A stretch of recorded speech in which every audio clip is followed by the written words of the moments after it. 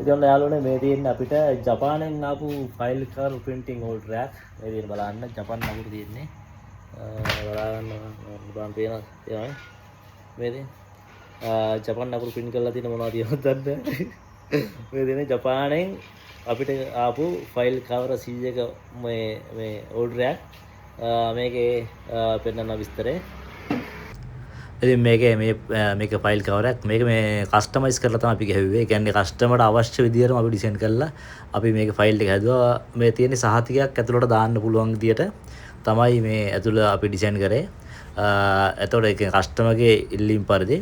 ඊට පස්සේ මේ උඩ තියෙන්නේ gold print tag. ඒක අපි screen print එකෙන් තමයි අපි ඒක උඩ print එක කරේ. ඉතින් ඔය අපි මේ වේලනවා screen print එක. ඉතින් ඔයාලට පුළුවන් මේ වගේ කස්ටමයිස් විදිහට කියන්නේ ඔයාලට කැමති විදිහට අපිට කියලා මේක ඒ කියන්නේ ඔයාලගේ වැඩේ ඩිසයින් කරගන්න පුළුවන් කැමති විදිහට කැමති කලර් එකකින් කැමති print එකකින් අපිට printing method වර්ග ගණනාවක් අපි ගාව තියෙන screen printing digital laser printing boil printing DTF ඒකේ මේකේ ඔක්කොම තියෙනවා.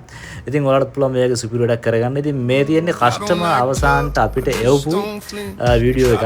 ඉතින් බලන්න හැමෝටම සුබ දවසක්. Calm like a fuse right before the spark. Walk through the noise like I own the dark.